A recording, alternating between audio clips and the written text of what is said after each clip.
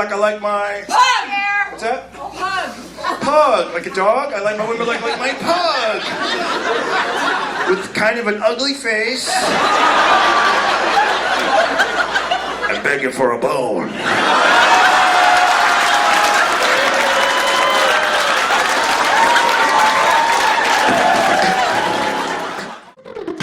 I like my women like I like my... Guitar with the long neck and a G string.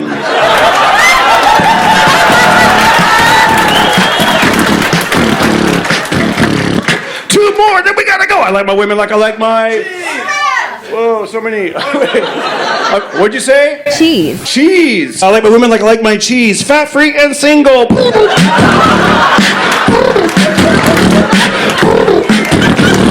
American from the government. I don't know. I like my women like I like my iPhone. An upgrade every year.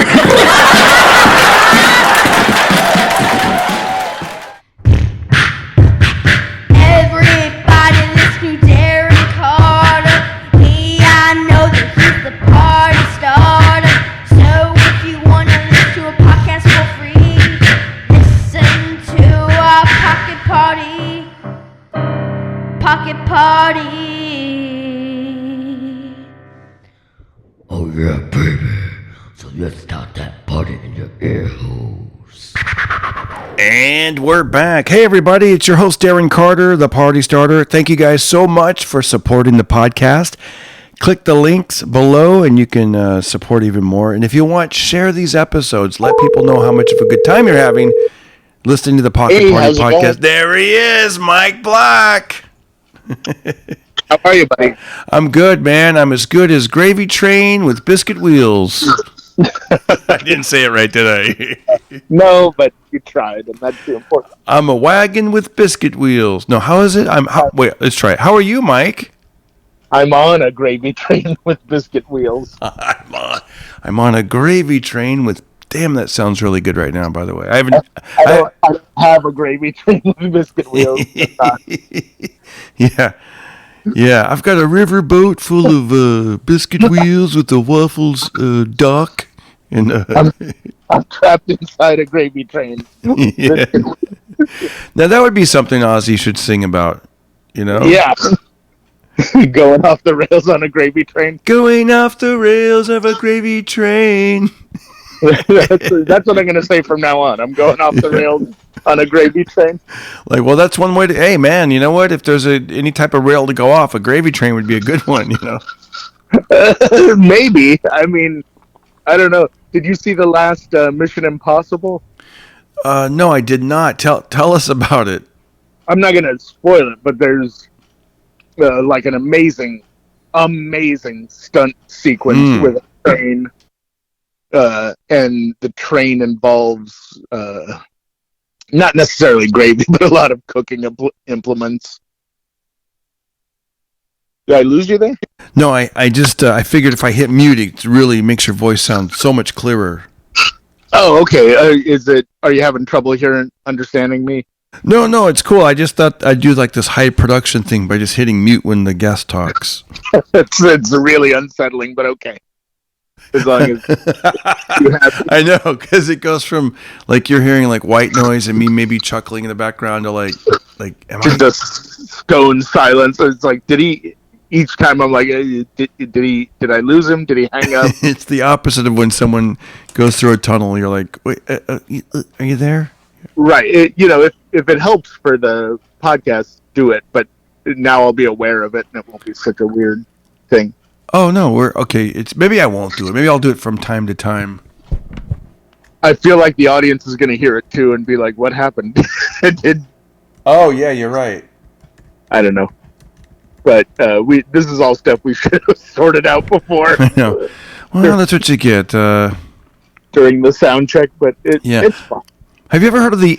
I don't even know if I'm pronouncing it right. It's basically it's the It's spelled Anechhoic, and it's. I read about this. It's called the Anechoic Chamber, and it's the quietest place on Earth.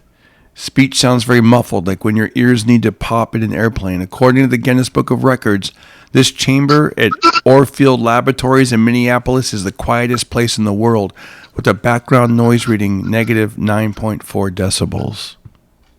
Yeah, if you stay there too long, you can lose your mind. Oh, I know. I would imagine. It's kind of like sensory deprivation. It's like there's benefits, but be careful with that stuff, you know. Yeah, it says a 90-minute tour with 20 minutes in the chamber, minimum of 2 people, costs $200, and it has to be scheduled weeks in advance. Oh, that would be maybe the best Father's Day gift you could give. I just want some peace and quiet. Yeah. Let's get that some peace and quiet. It goes back to what you said. It said the brain creates noise to fill the silence, and so yeah, I'm gonna. Your brain is going on overdrive anytime a sense is deprived. Yeah, it's funny. Even before the podcast, I shut everything down. I shut I turned the fans off. I turn the AC up a little bit. So I'm like, well, if it kicks in while we're doing it, it's cool. But I don't want to start out the podcast with the sound. And, right. And I'm just very aware of everything. I'm like, oh my gosh, the refrigerator makes a noise. The little clock over there is going tick tock, tick tock, tick tock.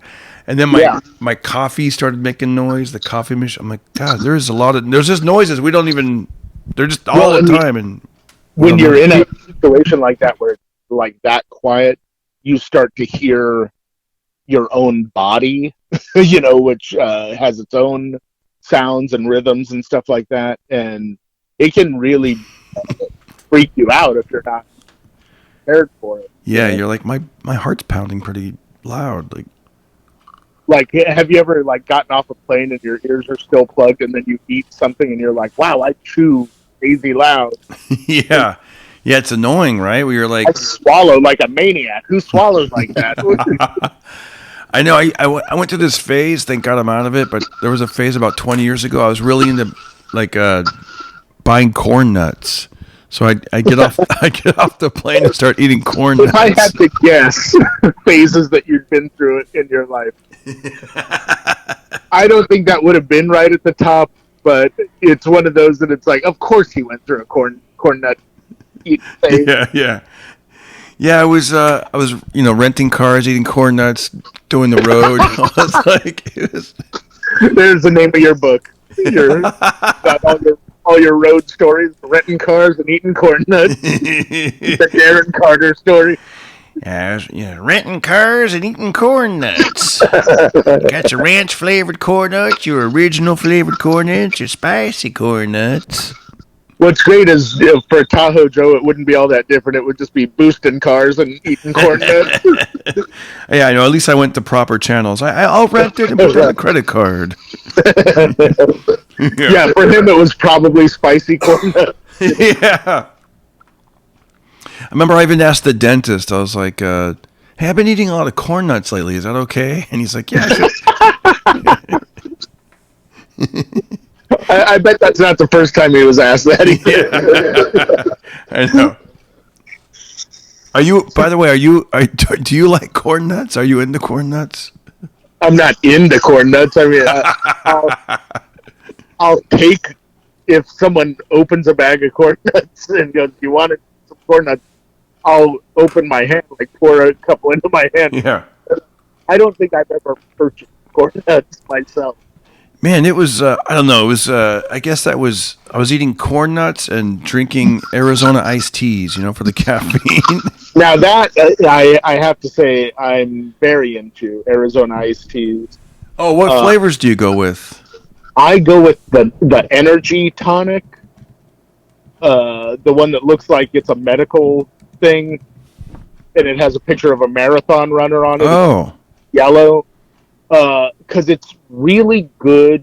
It does give you energy. It's like B vitamins and stuff like that. But it's not as bad as caffeine. Mm. Where you get all jittery. Yeah. Don't get that. You just are awake. Oh yeah. See, I was drinking those big cans, the green ones that had the. Yeah, the big sick ginseng tea, right? Yeah. That's it. The cold brew, ginseng Yeah. tea. I felt like it was healthy, like. And that one, it's good for your memory and stuff like that. They have like a 0-calorie version of that, but it's in LA. It's really hard to find anything like that because some lady will just buy all of them. Oh. Stockpile all this Yeah. 0-calorie drinks. But it tastes identical to the original. And but my favorite one, I have some guilty pleasure ones. There's like an Arnold Palmer one, and that one's really good. And it actually has a picture of Arnold Palmer on it, so it's officially Arnold Palmer's Arnold Palmer. Arnold Palmer green tea, yeah, with a little bit of lemonade and the honey. Yeah, like on a summer day, that may be the best thing you can drink in the world, as far as like just thirst quenching, And then I really like their fruit punch, and they do one. I think it's called Mango Madness, or I may have just added madness to it, but they have a mango drink. That one sounds really refreshing. Good. Yeah, like those ones are both like not healthy. They're basically fancy Kool-Aid. But for $1, you get like a humongous one, and sometimes at Walgreens they'll sell like 2 for $1, and it's like that's a steal. Oh yeah, 2 for $1, especially if you're going for a long trip and you got a couple bags of corn nuts with you. Big old jug of fancy Kool-Aid and some corn nuts. I know. You're living high on the hog. Yeah. If I ever went on a hike, those are the supplies I would bring. And although I would bring like, how people make gorp. Make what? Gorp. Oh, I don't know what gorp is. You don't know what gorp? Oh man, it's such a bumpkin thing. You would think you would know. I know. Gorp is homemade trail mix. Oh, okay. I've heard of that, but I didn't know it was called gorp. Yeah, I remember being on like a camping, like summer camp sort of trip. Yeah. This other little fat kid tried to bond with me. He comes over and he goes, "You want some of my gorp?" And I was like, "Put that away right now." I don't know what that is, and I don't like it. And then I tried it, of course, and it was great. Oh, by the way, for the listeners, Mike probably already knew this, but GORP stands for Good Old Raisins and Peanuts. Oh, okay. I think someone added that later. I think it was just GORP. Yeah, it says the American word GORP, a term for trail mix, is often used by hikers in North America. See, you're from Colorado, so maybe it was like something you grew up with. GORP. Yeah, I didn't even back then. I wasn't like Grizzly Adams or anything. I was hardly ever in the woods, but the friends of mine that were, I would say almost all of them had their own GORP recipe that varied. Mine would be, a lot of them put M&Ms in their GORP. Oh, yeah. So it's like raisins, peanuts, M&Ms. Maybe if you're really living high off the hog, you throw in some Chex Mix, that kind of thing. Oh, yeah. If I had a GORP recipe, I know for a fact my candy ratio would be way off. Yeah. It would be like 75% M&Ms and then all that other shit. Yeah, you know what? I got some trail mix. I have two different kinds that I keep in the car. I got the one that has like no sugar added. It's just raw walnuts, raw almonds, all that stuff. Gross. And I know. I usually have about 6 bags of that kind. Hold on. Let me see if this helps. I usually have about 6 bags of that kind, and then 6 bags of the kind that has the M&Ms. And somehow, I don't know how it always happens, the one with the M&Ms is always the one that's gone first. And then I'm left with this plain... hard to believe. Yeah. I like thinking that like you're out camping and stuff, and there's like a grizzly bear that's coming around and like looking at your stuff, and he sees all that raw trail mix, and he's like, "Screw this! Screw this, dude! Come on, give me all the M&Ms." Yeah. Go eat someone else's picnic basket.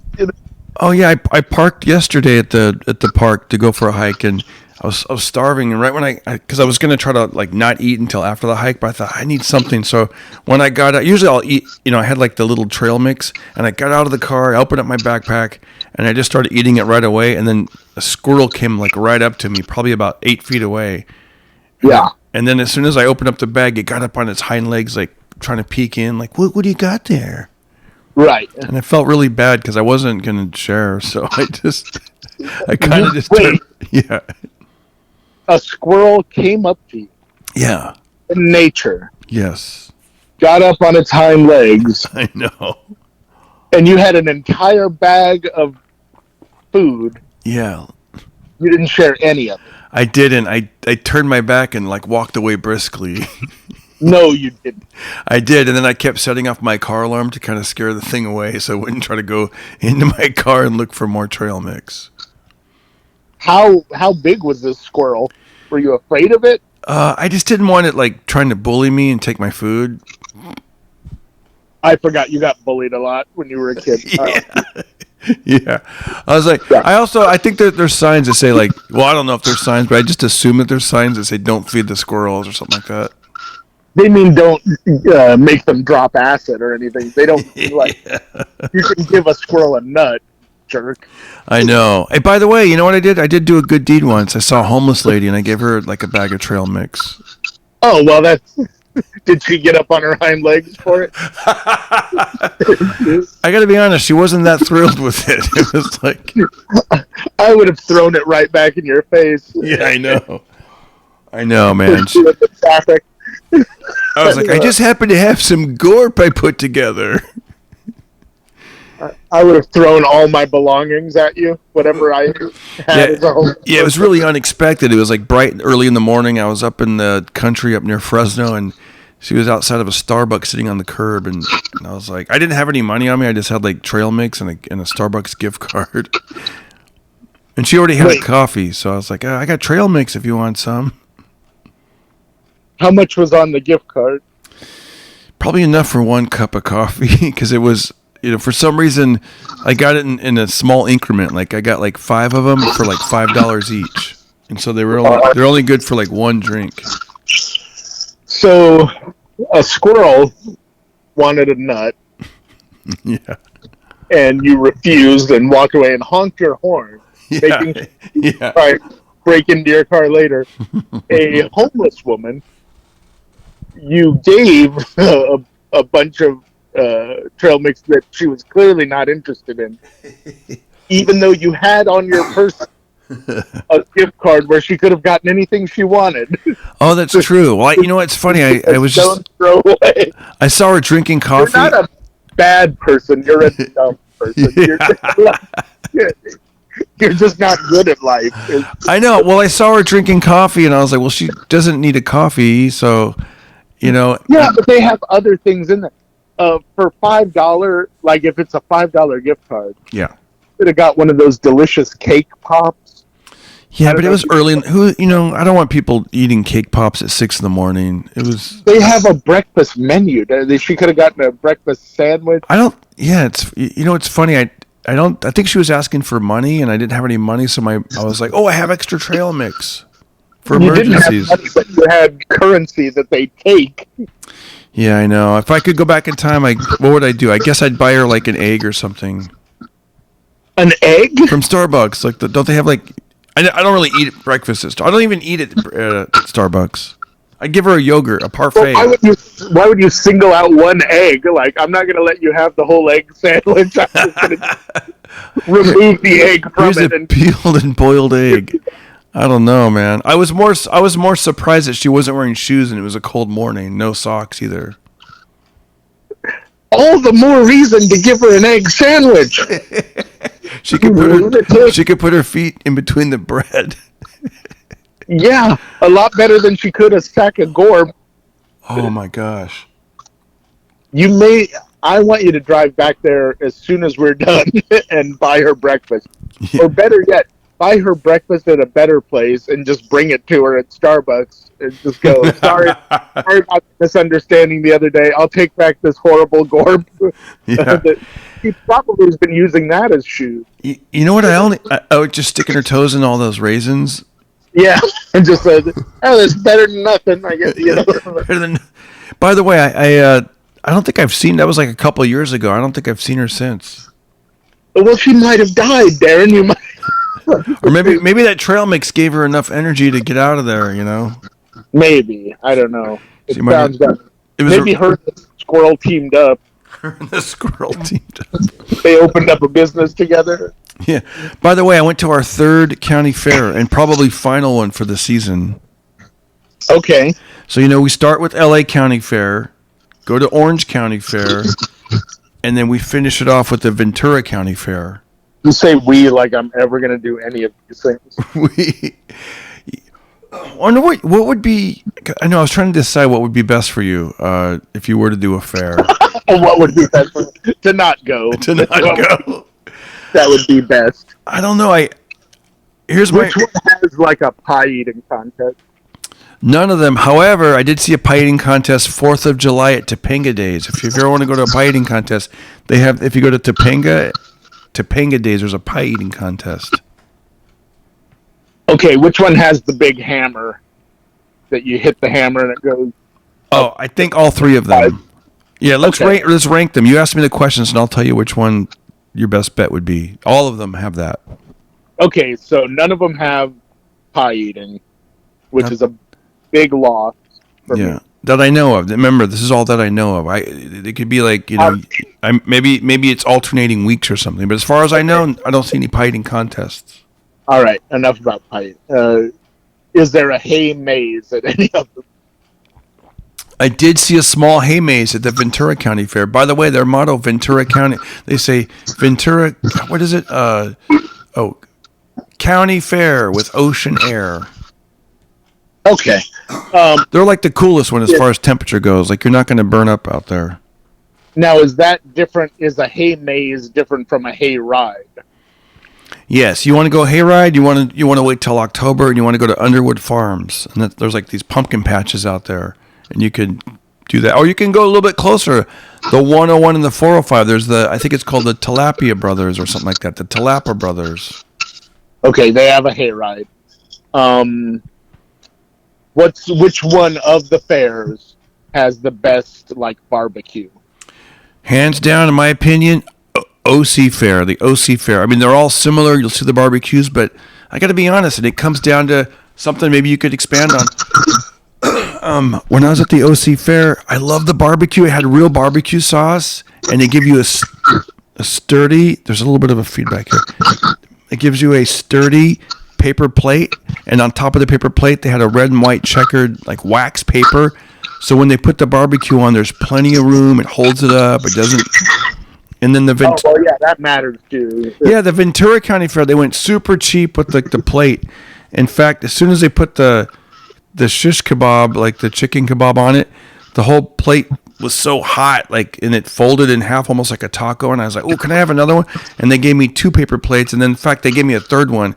However, no wax paper. So the minute you stick it on the table, it's overhanging. All the food's going to get on this dirty, gross table. So I had to pretty much hold it the whole time with my left hand. That means ants. That means squirrels busting your balls about, hey, what do you got up there? You got any extra? Yeah. Yeah. No, Orange County Fair is I think that's probably my favorite fair. LA County Fair is bigger, and every time you turn a corner, there's something else going on. But Orange County Fair is probably my favorite. It seemed like it was the cleanest. Lot of activities. They had karaoke. By the way, remember last time we talked on the podcast? The karaoke list was full, and my son didn't get to sing, and I was like, man, there was this guy up there, this old guy, they were cheering him on. So we went back the following week. We went 2 weeks in a row, and my son did get to sing, and it's funny, there was there's a little bit of a feedback happening. I don't know how to fix that, but my son did get to sing, and there was maybe 50 people in the crowd.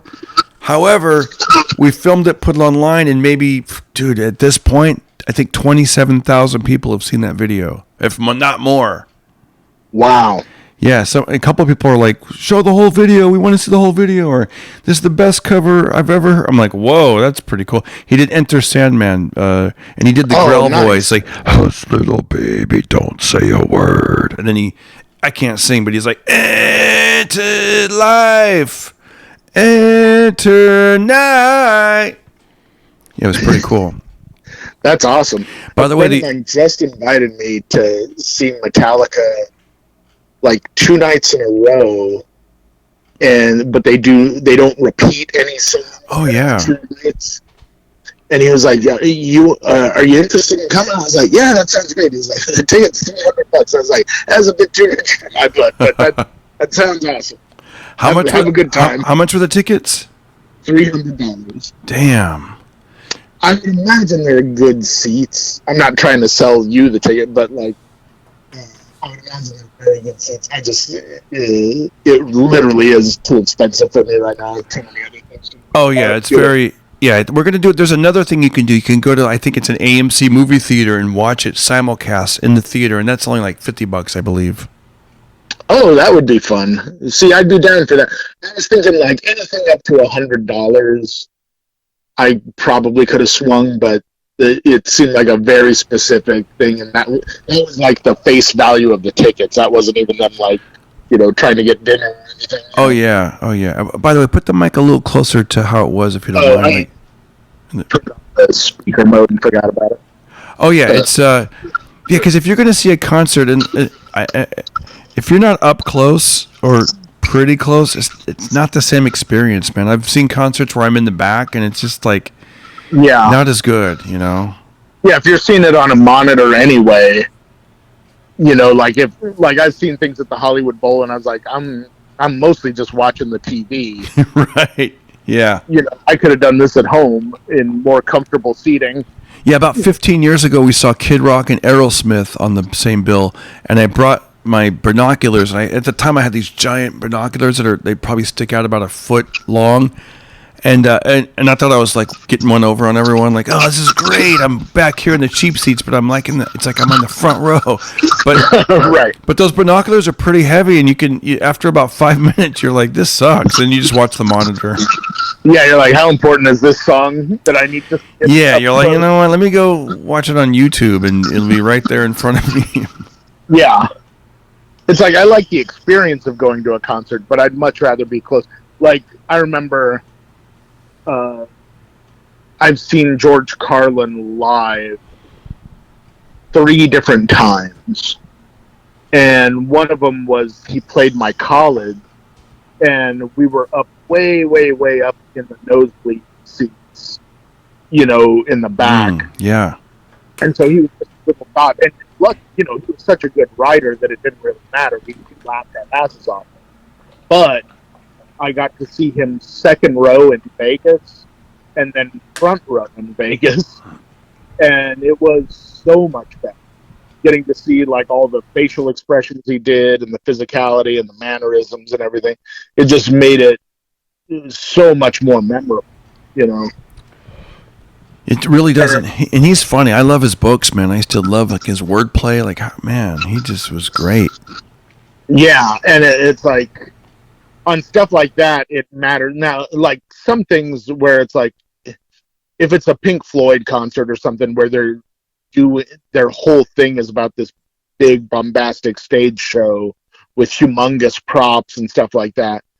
I don't think it really matters so much where you sit, but on something where you really want to see the performer emoting and singing and doing their thing, like if I saw like Bruce Springsteen or someone like that, I'd really want to be able to see their face while they're singing, Yeah, at the Ventura County Fair, we saw there's a country singer. I don't know if you're familiar with him. His name is Trace Atkins.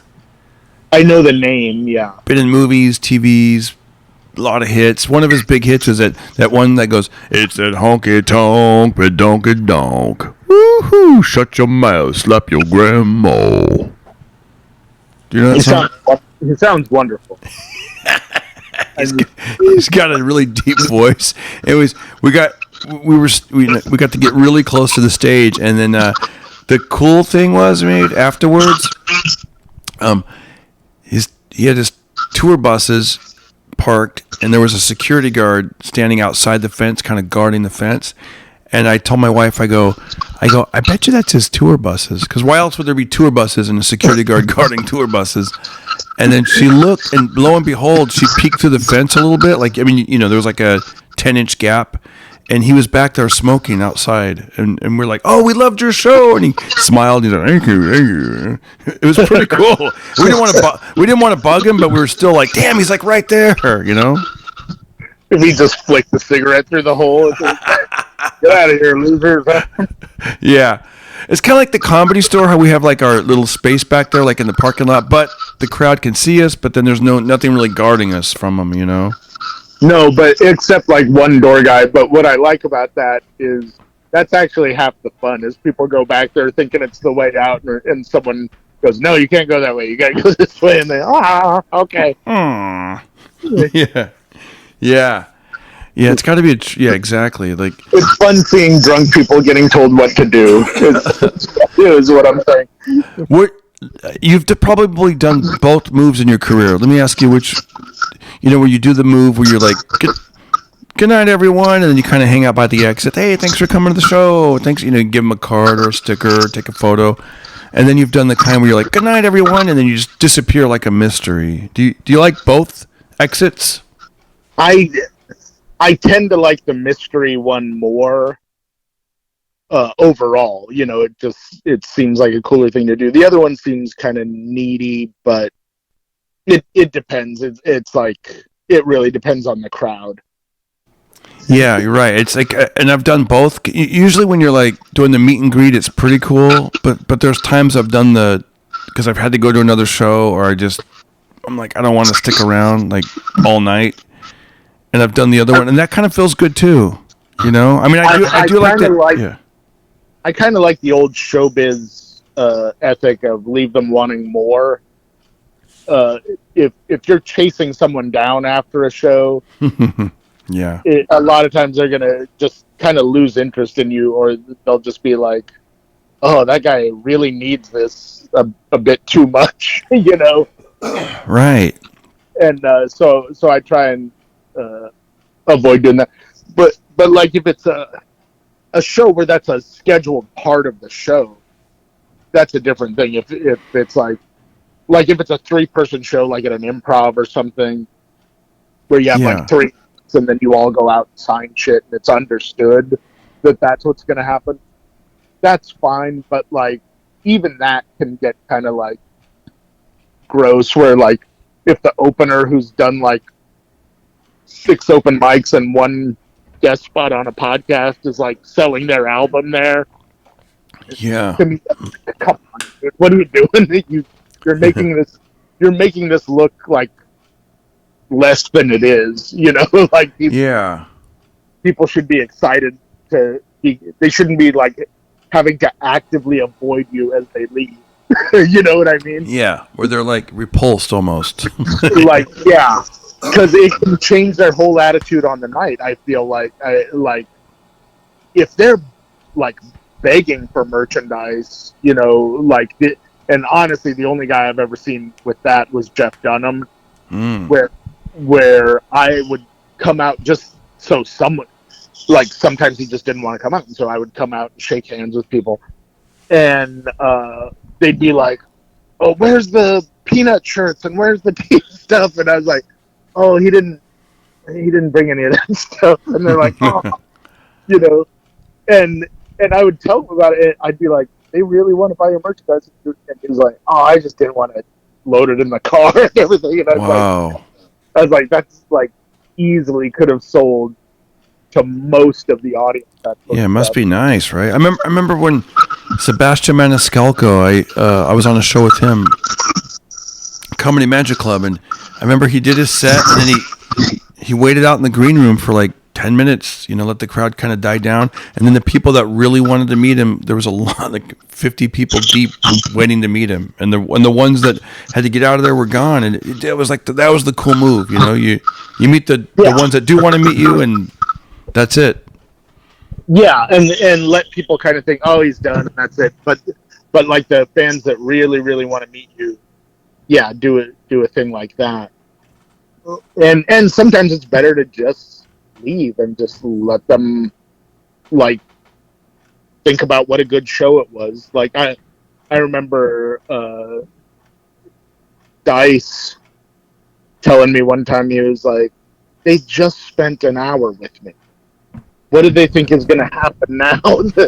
Right. That's going to be more fun than the hour we just spent together. That's true. Yeah, because you're right. Like a friend of mine, he kind of the way he described it. He did a show out in Austin with some of the big comedians out there, and he said that because it was interesting. Like after the show, they just they went straight from the venue to the wherever. He goes, and one of the bigger comedians was telling the openers like they saw a group of fans up ahead. He goes, just keep walking, wave, say hi, but just keep walking, don't stop.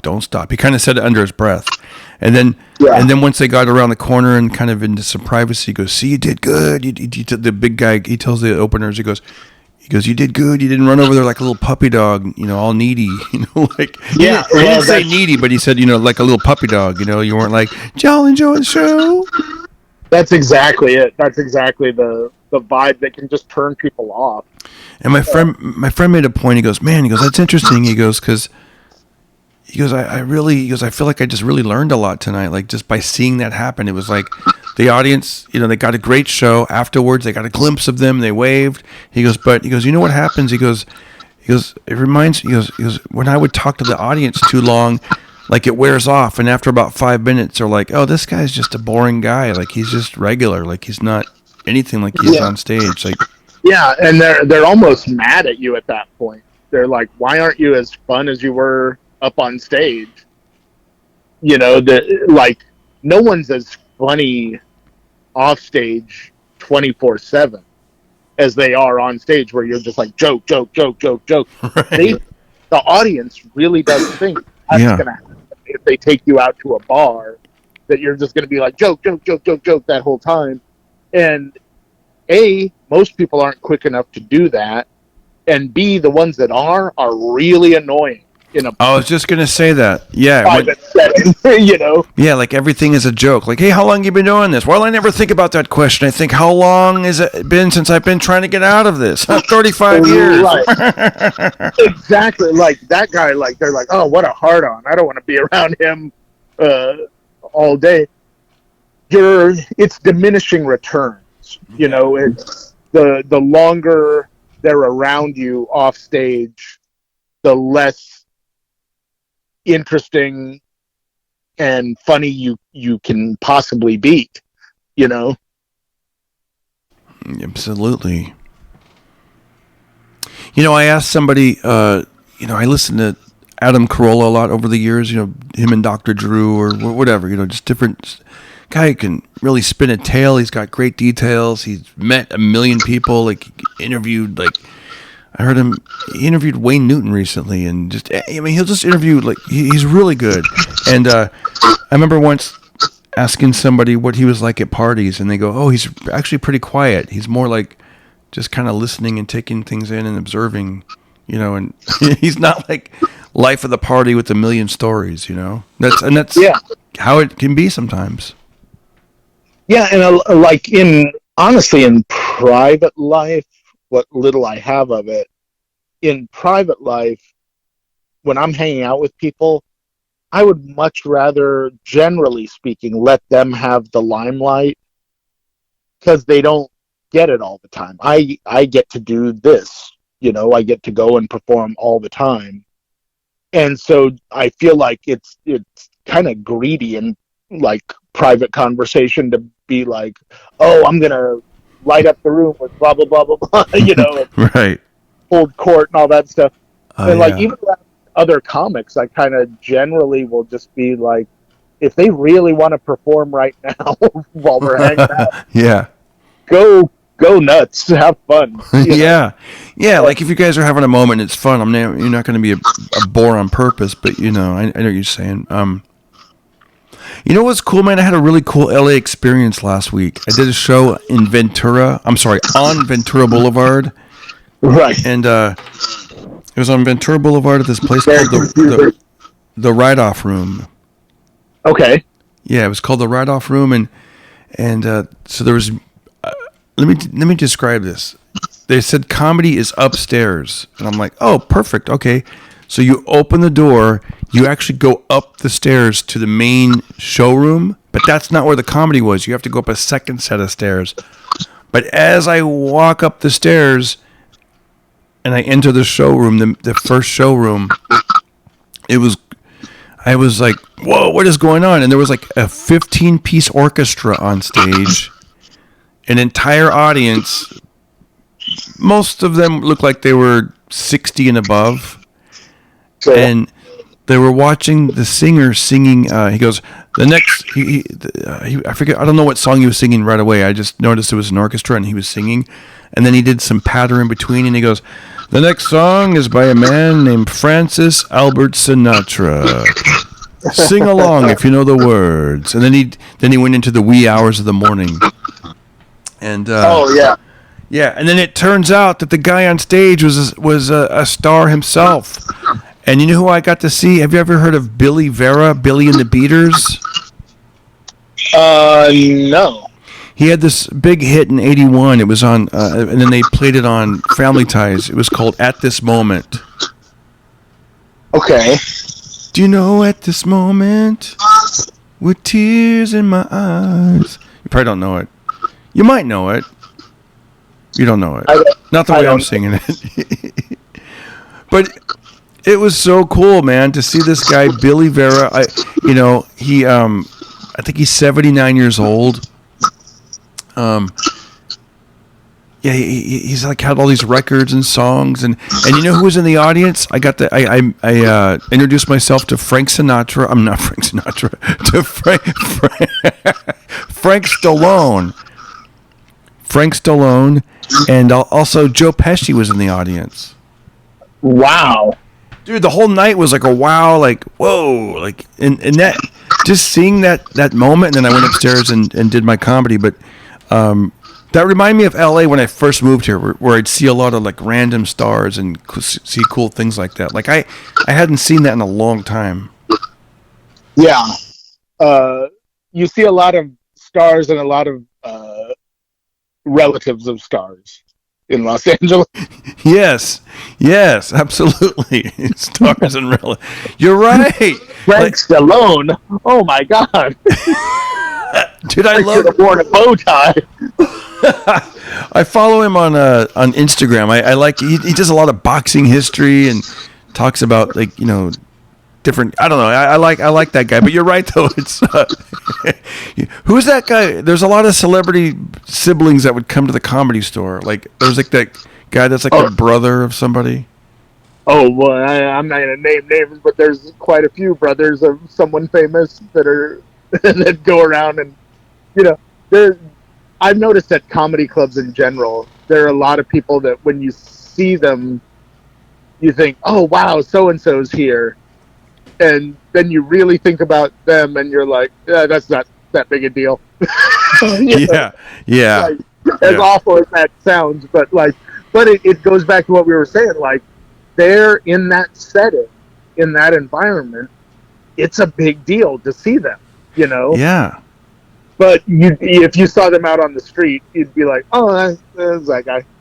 Oh yeah, there's that guy from that thing, and that yeah. Yeah, you wouldn't like run across the street to sign my peach that I just bought, or whatever. Yeah. Can you sign my corn nut bag? Like if I saw Gallagher's brother anywhere, I wouldn't really care. Right. I felt like if I was reading when you're reading a book and they'll be like, and that night it was an epic night. Joe Pesci, Frank Stallone. It was a star-studded event. Billy Vera took the stage and sang his hit at this moment. Yeah. And I'm like, wow, I'm actually here right now at this moment. I think the person reading that book would be like, this is a big night. Frank Stallone. I know. Darren Carter performed later. Joe Pesci. He hadn't done anything since 2004. Hey, Home Alone guy. One of the crooks from Home Alone. Yeah. No, he was. I like Joe Pesci. I don't want to mislead people into thinking I don't care about Joe Pesci. Right. He, he really added something to the Lethal Weapon series, and he was great in Goodfellas. I wonder what you would do if you were at that gig with me, like, because I don't really, you see way more movies than I do. So, do you think you would walk up to those guys and introduce yourself, or just let them be? Maybe after I performed, that's generally my rule. Is I'd rather meet them as a fellow performer than as a fan. But here's the problem: you're going to be performing upstairs in a totally separate room, and they wouldn't even know you existed. Oh, well, you could just say, hey, I'm on my way to do a show upstairs, but I just wanted to come by and say I love you guys' work. That's pretty much what I did. And what did they do? Oh, well, I didn't do that. I did not introduce myself to Joe Pesci because I really wanted to meet Frank Stallone. And he was, he was great, man. Let me get this straight. You didn't want to meet the multiple Academy Award nominee so that you could meet the brother of Rocky. Yeah, because I actually felt more connected to Frank Stallone. Like I follow him on Instagram, so like I kind of know his. I was like, hey, I'm glad your health's doing good. I see you're wearing the Tony Lama boots you've had since '71. A lot of boxing history. Like that kind of thing. Like it was cool. So again, you didn't want to meet the guy who is one connection away from Martin Scorsese and Robert De Niro. Instead, yeah, because I wasn't really there for connections. I was there like just to, yeah, it was more, yeah. It's like I don't know. I just got a kick out of meeting him. He was really cool, and like it was. And by the way, I don't know that I had a really good set after that. I felt really good. I'm like, maybe Frank Stallone will be in the room. I kept looking for him with my flashlight. No one has ever said that in the history of entertainment. No? You know what's wild is I actually met him twice before. Once backstage at the Comedy Magic Club, and once outside the Laugh Factory on the sidewalk. I know what you're thinking, but dust off all your A material. Frank Stallone is in the room. He might be here, Yeah, it was cool though, because sometimes, like a friend of mine, his daughter met the lead singer of Twisted Sister, Dee Snider. Yeah, he'd be fun to meet. He was at a Denny's near the airport in Burbank, and he was. Because I'm not picturing normal Dee Snider. I'm picturing like full-on Twisted Sister. Yeah, Dee Snider having a moons over my hammy or something like that. Like. Rudy Tooty Fresh and Fruity Skillet or whatever, Yeah. Well, I told, and so she asked for a picture, and he said, and he really did say this. He says, no. He said no. But and then I remember when the guy told us this. My either I said it or my wife said it. Somebody said it. They tagged it with. Oh, really? He said, we're not going to take it. Yeah. So on to that point with... Did she take his picture anyway? I don't know. That'd be interesting. Because I'm hearing it third, party from the guy's daughter. Miserable at Denny. Yeah. Yeah. I was with someone... There was another... To be fair, I would not want someone taking my picture at Denny's either. I don't care how famous I got. That's true. You're like, can we, not now. No. Yeah. Just Photoshop me and use AI. I wasn't even here. Let's, Yeah.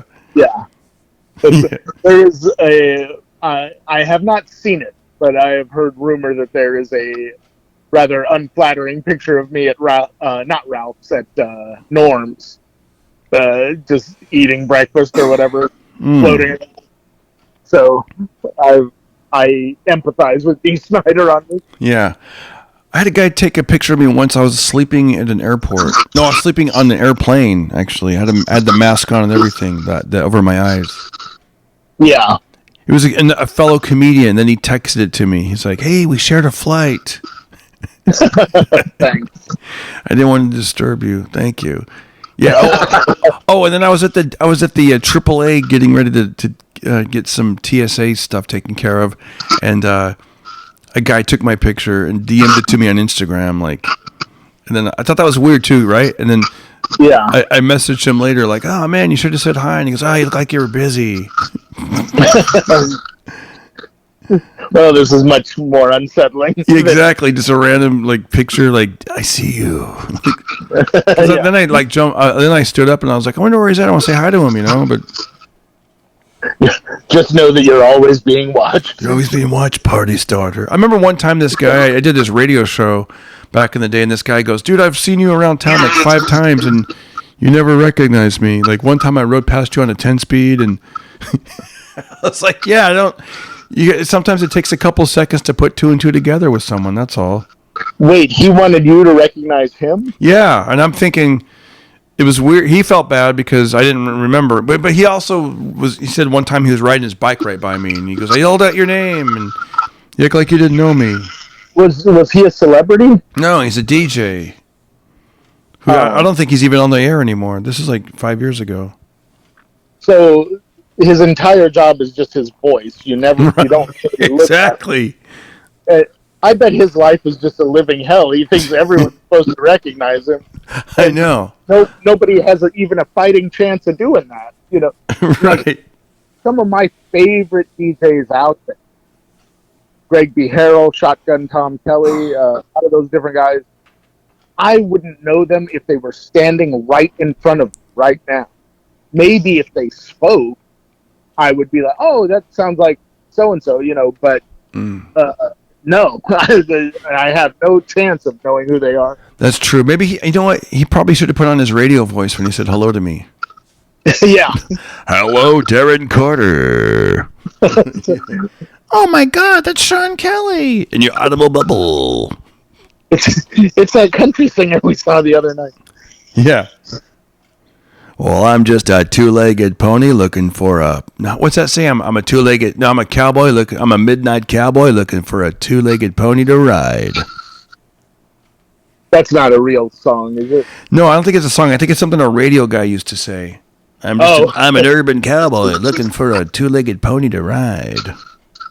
Well, that certainly sounds like a lot of fun. Yeah. But he will probably be brought up on charges shortly. Yeah.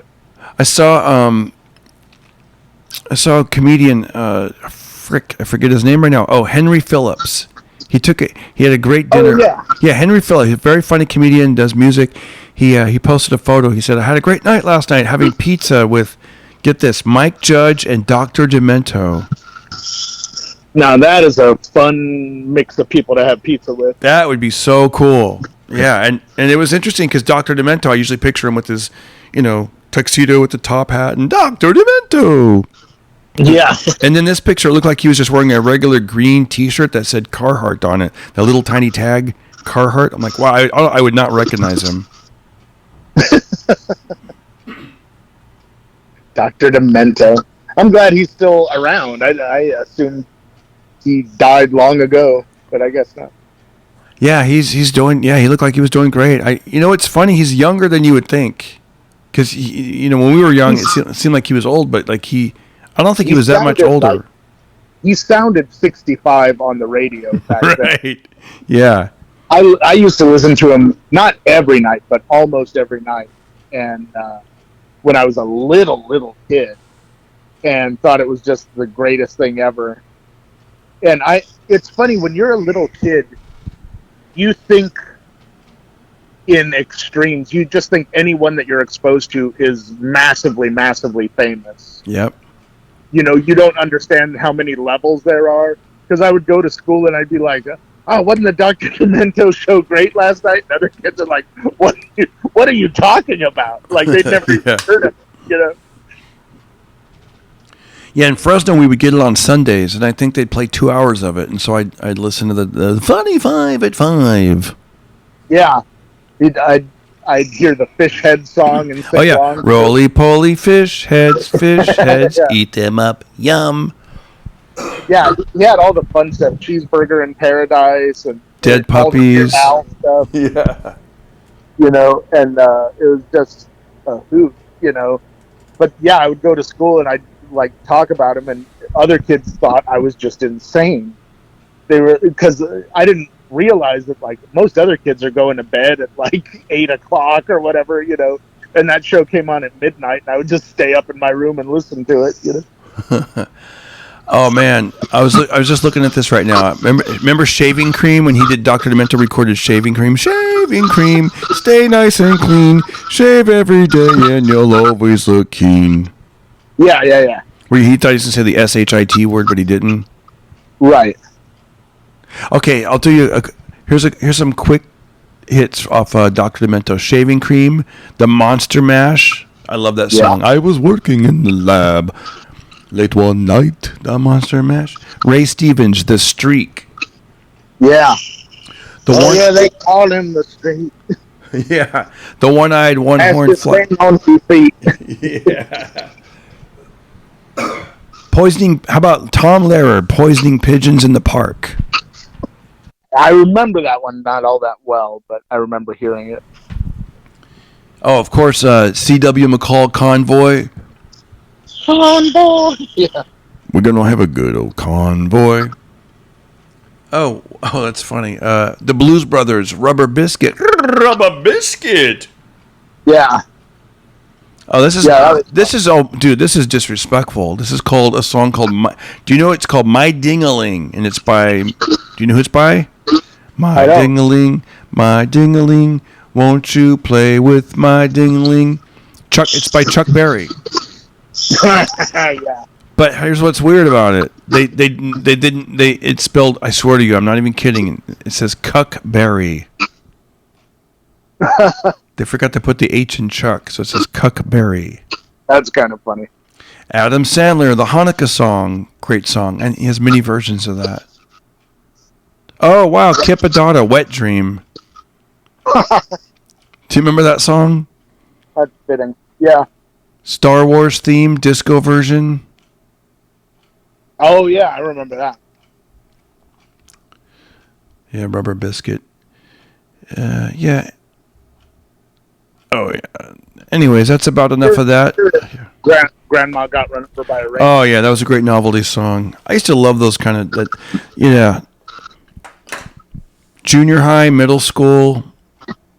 That's when I first discovered all that stuff. We used to go to church, and I would leave my tape recorder taping the show, and I'd listen to it afterwards. Did you ever listen to the Ken Nordine color poems? No. Where it was just, this guy doing spoken word about different colors. He would go magenta, and he would do a whole poem about magenta. It was really crazy, but they were fun. That sounds cool. Mike, thanks again for joining us on the Pocket Party podcast. I'm gonna go visit some corn nuts this week. Try sharing every once in a while. Yeah, I will. I'll share them. I'm gonna share some trail mix with the squirrels of the park. I want you to become one with nature. There's a guy that I know. He had a #1 song. His name is Timmy T. Shout out to Timmy T from Fresno, California. He actually hangs out with squirrels, and he created a whole Instagram with squirrels. Even though this guy still tours and stuff, he goes to the park, but he lets them crawl on him and stuff. I'm not going to let squirrels crawl on me. Well, not the first day. But eventually I want you to get to the point where you are as beloved by nature as you love nature. Oh, wow. Where if I were to come out there, you'd be like, hey, Mike, watch this, and then you put your arm out and a falcon lands on it. That's what I want. Oh my gosh! You know what, man? I was watching this that 7-part documentary on YouTube about the Appalachia, about Kentucky, West Virginia. It's really good. This guy he vlogs. His name is Peter. Mm-hmm. Peter Santinello, and he did a whole thing about addiction. How these guys got addicted to drugs and stuff. And I love what this guy said. He goes, hold on. He goes, it's like a chain. It doesn't just, it's not like the chain is all, like Satan puts the chain on you all at once. He does it one link at a time. Oh, okay. One link at a time, and next thing you know, you're wrapped up in that chain. the chain of nature, and that's what you're worried about. Yeah, I'm gonna start out with one little, hey, here, have an almond, little squirrel. Next thing you know, All the woodland creatures are coming and surrounding. every time I park my car, I'm surrounded by coyotes, deer, squirrel, foxes, skunks. Yeah, but they're all there to protect you. They're like, you have an army of nature. That'd be cool. That'd be kind of annoying, though. You want to go hiking with a friend, and I'm surrounded by 12 animals. That would be awesome. A bear just like tilts its head down so you can ride it. That would take a lot of trust, though. I would definitely not do that on the first day. You'll get there. It's baby steps. You just, first day, feed a squirrel. 2 months later, you're riding a bear. Tahoe Joe is back. Yeah. I wonder if they let me park my bear in the parking lot at the Comedy Store. Yeah, for sure. Leave the keys on the hood. Yeah. Dude, the best. Mike, hey, have a great day, man. And I'll talk to you soon. All right, you too, brother. Have a good one. Bye-bye. Look at you. You made it all the way through. Thanks again for listening to the Pocket Party Podcast. Do us a favor, share these episodes. And most of all, if you want to help out that algorithm, on YouTube especially, leave comments. Leave comments on YouTube. On this podcast, on any other episodes, on any of my stand-up videos. It does help. All right, guys, have a great rest of your day. We'll talk to you soon. Don't hurt nobody. Be careful. Everybody listen to Darren Carter. We all know he's the party starter. So if you want to listen to a podcast for free, then listen to the Pocket Party.